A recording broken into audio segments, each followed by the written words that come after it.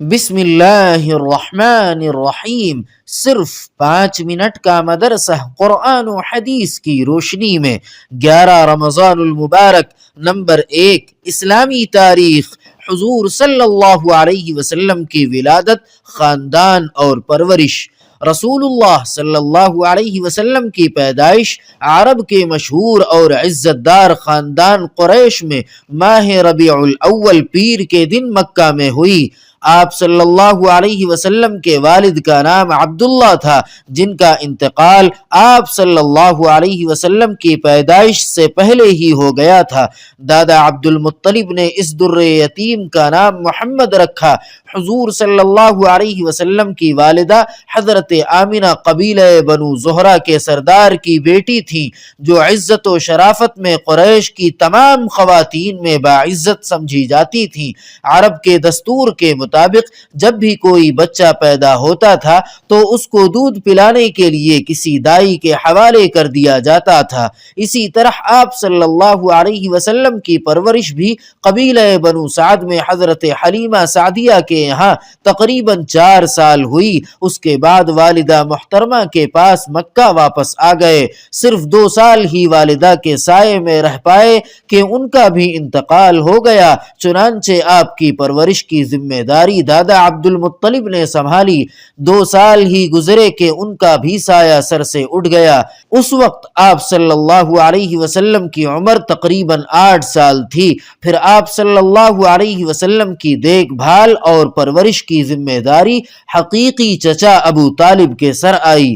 Number 2، اللہ تعالی کی قدرت۔ انسان کی پیدائش میں اللہ تعالی کی ایک بڑی قدرت یہ ہے کہ اس نے ایک ایسی جگہ بنائی جہاں نہ تو ہوا کا انتظام ہے نہ روشنی کا۔ اس کے باوجود اللہ تعالی 3 اندھیریوں میں بچے کو پالتا ہے۔ اس کی آنکھوں کو بناتا ہے، اس کے کانوں کو بناتا ہے، کانوں کے پردوں کو بناتا ہے، اس کے ننھے ہاتھوں کو بناتا ہے، ہاتھوں کی لکیروں کو بناتا ہے، ناخون کو بناتا ہے، غرض یہ کہ ہر چیز کو بناتا ہے، اور پھر اسی اندھیرے میں اس کی شکل و صورت بھی بناتا ہے۔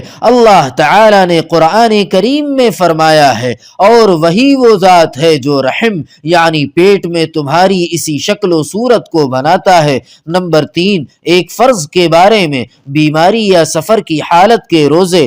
قرآن کریم میں اللہ تعالی فرماتا ہے، جو شخص بیمار ہو یا سفر میں ہو تو دوسرے دنوں میں شمار کر کے اس میں روزہ رکھنا واجب ہے۔ فائدہ: رمضان میں اگر کوئی شخص بیمار ہو جائے اور روزہ رکھنے کی طاقت نہ ہو، یا سفر میں ہو اور روزہ نہ رکھا ہو تو بعد میں اس کی قضا واجب ہے۔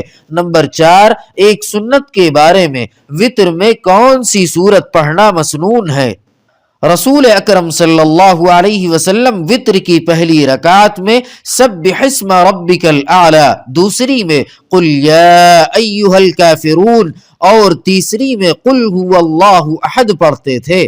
نمبر 5، ایک اہم عمل کی فضیلت، یتیم کی کفالت پر جنت۔ رسول اللہ صلی اللہ علیہ وسلم نے فرمایا، جو کسی یتیم بچے کے کھانے پینے کا خرچ برداشت کرے گا تو اللہ تعالی اسے جنت میں یقیناً داخل کریں گے، سوائے اس کے کہ اس نے کوئی ایسا گناہ کیا ہو جس پر مغفرت نہ کی جائے۔ نمبر 6، ایک گناہ کے بارے میں، غیبت کرنے کا عذاب۔ رسول اللہ صلی اللہ علیہ وسلم نے فرمایا، جب مجھے معراج کرائی گئی تو میرا گزر کچھ ایسے لوگوں پر ہوا جن کے ناخن سرخ تانبے جیسے تھے، جن سے وہ اپنے چہروں اور اپنے سینوں کو نوچ نوچ کر زخمی کر رہے تھے۔ میں نے جبرائیل علیہ السلام سے پوچھا کہ یہ کون لوگ ہیں جو ایسے سخت عذاب میں مبتلا ہیں؟ جبرائیل علیہ السلام نے بتایا، یہ وہ لوگ ہیں جو زندگی میں لوگوں کے گوشت کھایا کرتے تھے، یعنی غیبت کیا کرتے تھے اور ان کی عزت سے کھیلتے تھے۔ نمبر 7، دنیا کے بارے میں، دنیا کو مقصد نہ بنانا۔ رسول اکرم صلی اللہ علیہ وسلم نے فرمایا، جس شخص کا مقصد دنیا کمانا ہو اور وہ اسی کے لیے سفر کرتا ہو، اسی کا خیال دل میں رہتا ہو، تو اللہ تعالی غریبی اور بھوک کا ڈر اس کی آنکھوں کے سامنے کر دیتے ہیں۔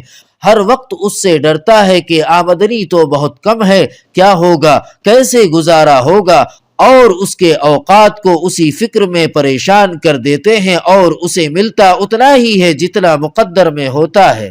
نمبر 8، آخرت کے بارے میں قیامت کا ہولناک منظر۔